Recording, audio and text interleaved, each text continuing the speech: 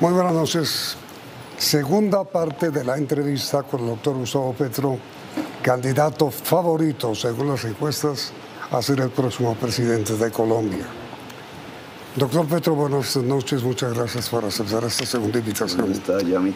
Bueno, miren, una gran preocupación que uno advierte en la opinión pública, si usted gana la presidencia, es si va a haber un terremoto laboral o va a haber estabilidad. ¿Usted va a votar a todo el mundo o cómo?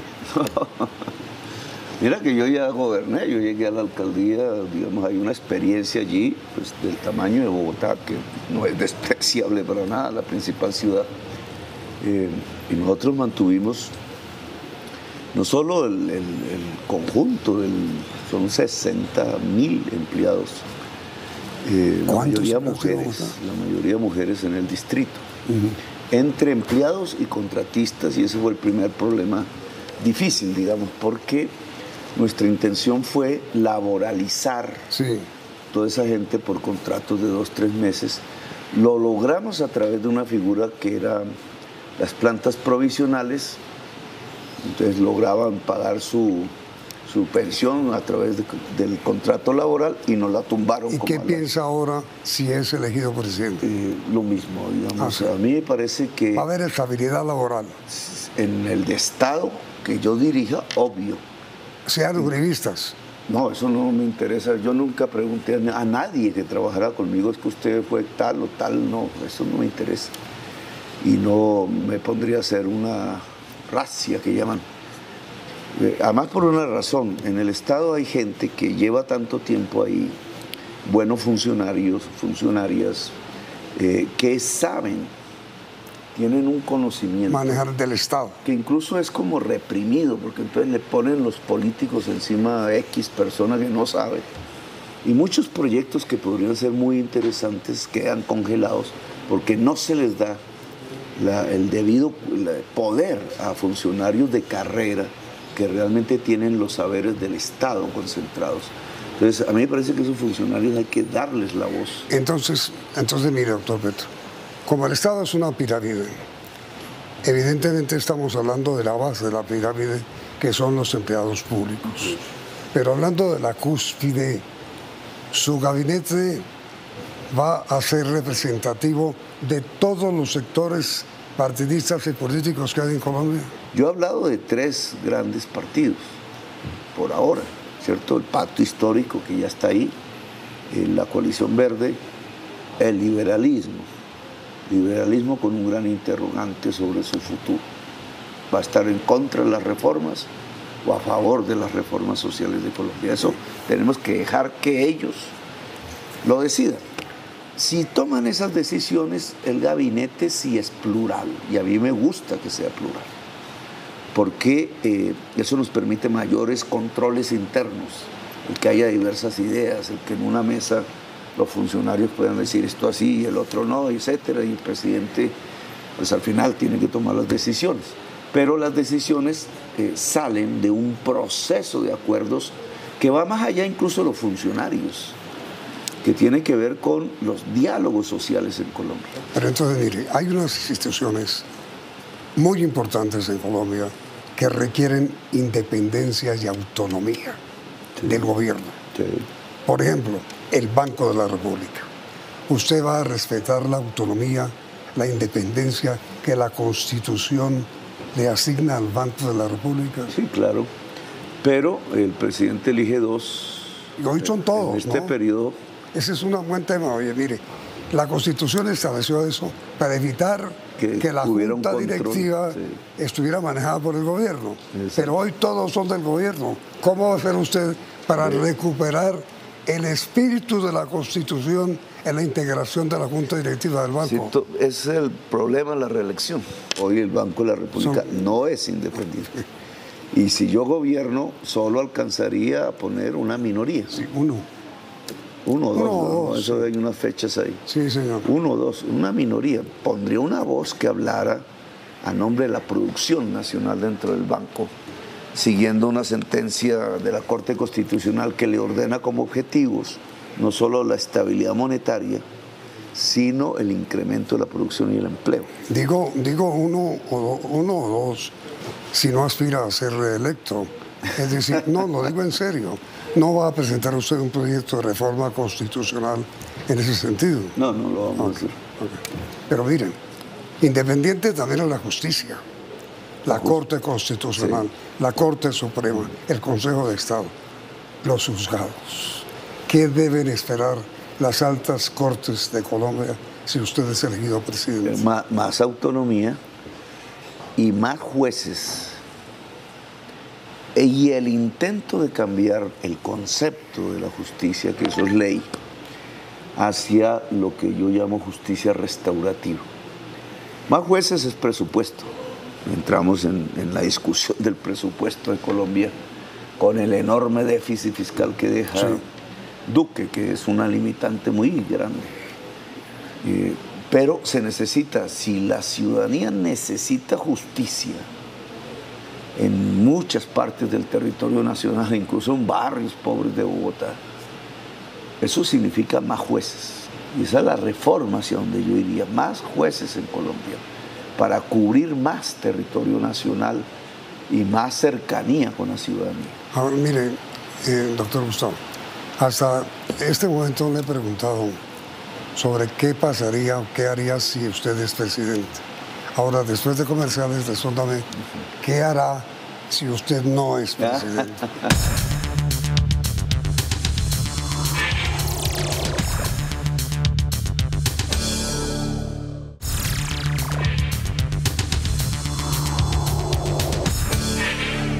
Usted ha dicho, doctor Petro, algo de lo que usted podría hacer si es elegido presidente. Y si no lo es, ¿hará oposición? Pues yo estoy pensando, digamos, el tema, porque hay un ciclo vital y el ciclo político no necesariamente coincide con el ciclo vital. Al no ser elegido, el ciclo político se va cerrando. Pero sería la hora en que un nuevo liderazgo aparezca, ojalá más capaz que lo que hasta ahora yo he podido. ¿Pero usted sigue en la política? No, en políticos siempre seremos en sentido de opinar y de presentar ideas, etc. Esa es una condición humana. Pero la actividad electoral, llamémoslo así, ya no lo estoy pensando. No pensaría en actividad electoral en la política. Quizás escribir libros, quizás un momento de más tranquilidad que nunca he tenido prácticamente desde que soy adolescente. No he tenido espacios de tranquilidad, digamos, por mi lucha política. Sí. Y yo creo que a veces toca. Ahora, mire, hablemos de las cosas negativas que usted podría enfrentar. Por ejemplo, ¿qué haría usted si esta inflación sigue como va, si los alimentos siguen creciendo de precio, si los salarios no se pueden subir? ¿Qué haría? A ver, eso tiene su circunstancia económica. O sea, ¿qué nos pasó? ¿Por qué 26%? ¿Por qué importamos los alimentos? Y producimos alimentos en Colombia pocos con insumos importados. En el primer caso, porque así lo decidió la élite que manejó el país, económica, de sacrificar la producción alimenticia colombiana en los tratados, etcétera, perder la soberanía alimentaria. Yo quiero reconstruir la soberanía alimentaria, la soberanía energética limpia y fomentar una política de industrialización. Pero respecto al hombre, nosotros tenemos que subsidiar los insumos agrarios ya. Eso es plata del presupuesto, para bajarnos de valor, de precio, para el consumidor de eso, que es el productor agrario, ya. Tiene que hacerse ya. Si no lo hace Duque, lo hacemos nosotros. En el tema fertilizantes, que crecieron su precio porque además de que se cae el peso de 2.000 a 4.000, los importamos de Rusia con todo el problema. Eso triplicó el precio de los fertilizantes y los importamos porque el gobierno quebró la empresa Monómeros, que producía la mitad en Barranquilla. Yo pensé que eran los venezolanos de la oposición. Porque pero Monómeros está bien, ¿no? Monómeros está dando utilidad. Monómeros está paralizada en su producción. Está dando utilidad, doctor. No le dan crédito. Tiene el doble problema, de que como hay capital venezolano, tiene problemas por las sanciones, etcétera. Así esté manejada por la oposición venezolana hoy. Pero quien la afecta no es la oposición venezolana. Yo pensé que sí, me equivoqué. Quien la afecta son unos funcionarios en el gobierno de Duque que pretenden quedarse con la empresa, volverla de ellos. Un acto de corrupción. Y en esa, entonces, prácticamente se ha paralizado la actividad de monómeros y tocó recurrir a la importación. Cara, re cara, porque es a 4.000 pesos el dólar y no a 2.000, y es Rusia. Pero mire. Lo segundo es comprar cosechas de inmediato. Es el IDEMA. Hay una institución que me podría servir, la creó el gobernador de Cundinamarca. Pero el IDEMA se acabó. Por eso hay una institución en Cundinamarca que es similar al IDEMA. El gobernador, la asamblea crearon un instituto que compra cosechas y vende. Lo que hacía el IDEMA, vende o subsidia. ¿Usted resucitaría el IDEMA? Sí, el IMAT, el IDEMA, ICA, el INCORA, ¿van a volver? Caminos vecinales. ¿Van a volver con usted? Van a volver porque hay que reconstruir la institucionalidad del campo colombiano que acabaron. El IMAD eran los distritos de riesgo. Pero entonces, a ver, usted anuncia las cosas que van a volver y han anunciado también las cosas que van a terminar o que va a reformar. ¿Cómo es el asunto que usted tiene en la cabeza? ¿Cómo trabaja con las CPIs? Las CPS. Sí. Bueno, está la ley 100, 1993. Yo estoy en contra de esa ley. Sí. Siempre fue mi primer periodo parlamentario. Eso no se supo mucho, pero así fue. En ese entonces planteamos la discusión. Ya ha pasado mucho tiempo y hoy se puede evaluar. Sí. Entonces, en salud, porque es salud y pensiones. En salud somos el penúltimo en la OCDE en evitar enfermedades, en evitar mortalidades que se podían evitar. Pero es que es su salud preventiva. Bueno, entonces lo primero que tenemos que hacer en el modelo que estoy proponiendo de salud es construir un sistema público de medicina preventiva y predictiva en Colombia.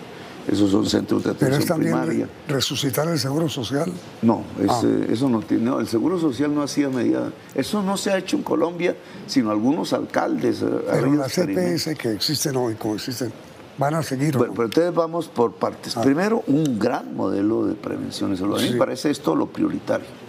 Eso implica agua potable, porque hace parte de este tema. Eso implica mejorar aires. Eso implica nutrición. Acabamos de hablar del tema. Si no hay nutrición, lo que hace es crecer la enfermedad. Y médicos y médicas llegando a los hogares de Colombia, así sea por allá, Nazaret, Guajira. ¿Elimina las CPS? No exactamente, porque esto es una transición, ¿no? Ojo, esto no es de la noche a la mañana, porque estamos hablando de vidas humanas y un sistema de salud, incluido la Ley 100, se empezó a implementar y duró 4 o 5 años hasta completar su cometido. Aquí también habría una transición. Porque si usted termina la CPS, va a crear un problema muy grave, doctor Petro, porque mucha gente hoy, por no decir la totalidad de la población, está suscrita y afiliada a EPS. Sí, se va construyendo CAPS, y esa es la transición, centros de atención primaria, en unos microterritorios, y la población queda asegurada por el CAPS. Pero mientras tanto sigue la CPS. Poco a poco. Mientras tanto siguen las CPS hasta que se complete el modelo, que yo creo que será después de mi gobierno, paulatinamente, y empezando por las regiones más pobres hacia llegar a todo el territorio nacional. En esto es importante saber lo siguiente: se han quebrado 110 EPS.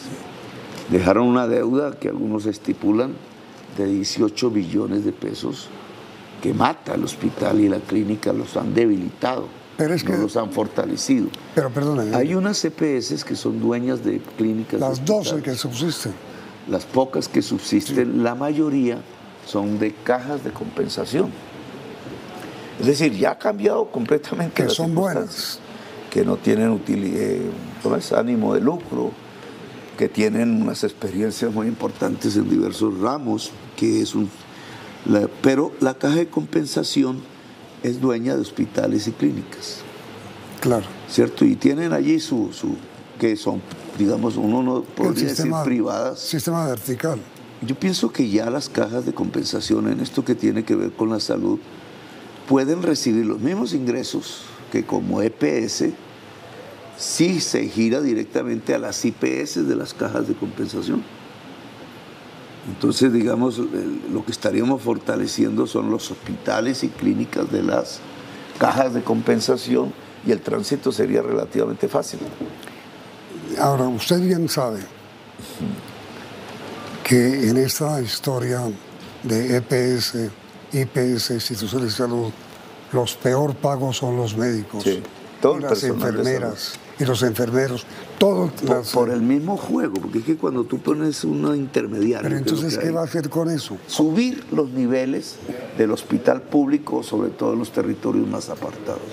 Eso implica el pago a través del presupuesto nacional del personal de salud del hospital, si el personal médico lo desea.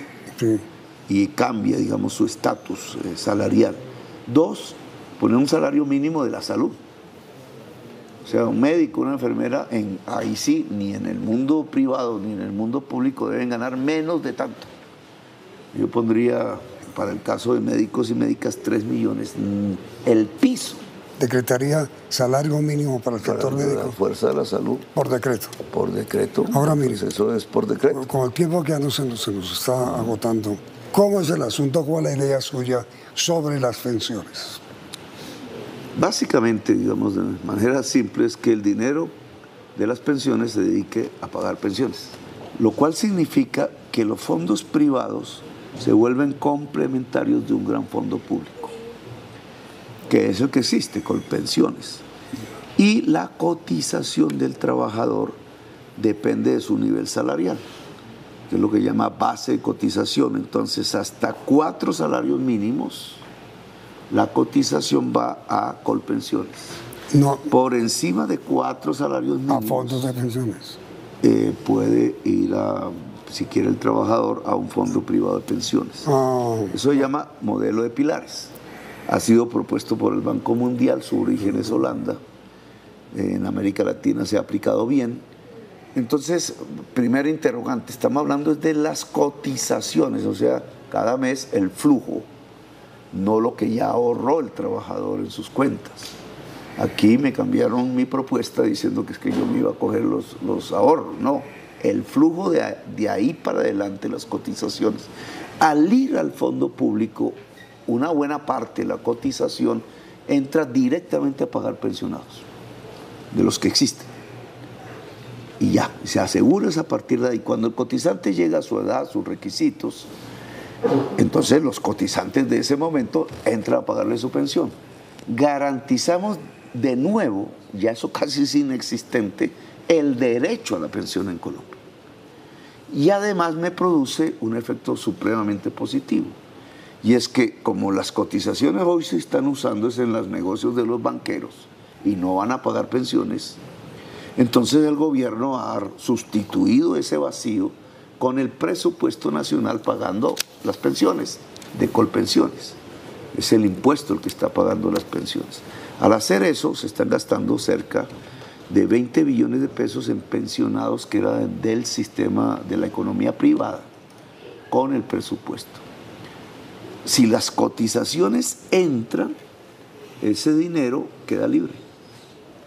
Y entonces tendríamos la posibilidad de darle media pensión a 3 millones de viejos y de viejas sabias que hoy no tienen nada, hoy no tienen plato de sopa. Media pensión es sacarlos de la línea de pobreza, es sacar viejos de la pobreza. ¿Usted por qué quiere ser presidente de Colombia? Para construir la justicia social y por tanto la paz en Colombia. La paz es justicia social. Sí, la paz es justicia social. Lo hemos olvidado, pero es así. La paz es justicia social. ¿Usted desarrollará todos los acuerdos de paz? Sí, completamente. Sigo lo que dejó terminado y sin terminar Santos, recupero los protocolos, recupero el cumplimiento de ese acuerdo para que no se generen más disidencias y empiezo a trabajar, lo dejó como un balbuceo, la política de sometimiento a la justicia de manera colectiva, sobre todo un instrumento pensado en las grandes bandas multicrimen, que hoy realmente cubren buena parte del territorio nacional con poder político. ¿Cómo es eso del sometimiento a la justicia de manera colectiva? Hoy no podemos hablar exactamente de una insurgencia, eso es carreta. Eso es pensar hace 40 años, hace 40 años, 30 años había una insurgencia política. Sí. Pero hoy por hoy lo que hay en el territorio colombiano es lo que yo llamo la banda multicrimen. Entonces puede ser urbano o rural, tienen control territorial, te hacen diversos crímenes, traquetean cocaína, paga, el diario ese que saca 20% diario interés, extorsión generalizada en barrios, secuestros, etc. La banda multicrimen en Colombia tiene poder político, o sea, ha crecido, hay muchas, pues yo tuve un problema ahí en Pereira con una de ellas, crecen, acaba de ver la fuerza del Clan del Golfo, crecen porque tienen poder político. Al tener poder político, que es crimen y política juntas, logran poner bajo nómina, por ejemplo, la policía, logran impunidades a través de influencias políticas, logran acuerdos electorales incluso con políticos determinados. Eso hace que sean difíciles, porque el mismo Estado pierde la fuerza para combatirlas. Ellas tienen control sobre población, 3 núcleos poblacionales: los campesinos, productores de hoja de coca, los consumidores en general, que podrían ser separados de los jíbaros, que es la cadena que lleva a estas organizaciones, si hubiese otro tipo de política hacia el consumidor de drogas que no sea el calabozo. De esto yo hice ensayos en Bogotá. ¿La teoría de qué? Buenos. Y el tercero es la economía popular, que es quizás el núcleo de población más grande que dominan a través de un crédito que llaman el gota a gota, 20%, ahí lavan los dólares y controlan la economía popular casi como un vampiro, que también se podría quitarles esa influencia con un sistema de crédito público, cooperativo. La banca privada no mira la economía popular, pero el Estado sí puede. Entonces, al quitarles población y al quitarles el relacionamiento en esto, lograr que la fuerza pública esté por fuera, digamos, de los sistemas de corrupción y la política colombiana, se debilita la banda multicrimen. Y al debilitarse es posible un proceso pacífico, que no es una negociación con el gobierno, sino una negociación con la justicia, por eso se llama sometimiento a la justicia, que nuestra ley solo permite individualmente una persona con un fiscal, y aquí podríamos hacerlo para toda la banda. Un sometimiento colectivo a la justicia, que queda en manos de una negociación jurídica de los jueces y de los fiscales. Esto solo es posible si debilitamos, si le quitamos el poder político a la banda multicrimen, que es lo que hoy existe en Colombia. Son montones de bandas prácticamente con control territorial y con una capacidad de desarrollo del crimen. Voy a ponerle un ejemplo: de los 13.000 homicidios que hubo en Colombia el año pasado, que crecieron, 8.000 son sicariatos. Es decir, la mayoría de los homicidios tienen que ver con esto, de la banda multicrimen, son sicarios. Entonces, es una política que propongo de seguridad, yo lo llamo seguridad humana. Que seguridad humana significa que hay que reconocer, primero, que hay multicrimen, es un concepto un poco nuevo, y segundo, que las causas del crimen son multidimensionales. A veces con disminuir el hambre mejoras la seguridad. Bueno, mira, a veces con hacer una reforma agraria mejoras la seguridad. A veces con abrirle las oportunidades a la juventud colombiana a estudiar, a comer en la universidad, mejoras la seguridad. No es calabozo, no es número de bajas, Mire, doctor Petro, infortunadamente el tiempo se nos agotó. Quisiera pedirle que me aceptara una invitación. Como presidente. Que me acepte el reportaje del próximo martes, sea Después. usted ganador o sea usted perdedor. Bueno, listo. ¿Me acepta usted? Vale. Le doy mi palabra. Muchas gracias. Bueno, gracias. Aquí lo espero. Muy amable, doctor Gustavo. Y a ustedes, televidentes, gracias por la sintonía. Y los esperamos el próximo martes con Gustavo Petro, ganador, o Gustavo Petro, perdedor. Doctor Gustavo, muchas gracias. Bueno, gracias. Yo Y a ustedes, televidentes, muy amables, que tengan un feliz puente, un feliz fin de semana y una recomendación: a votar por quien sea, por quien quiera, por quien decida, pero a votar. Que tengan buena noche.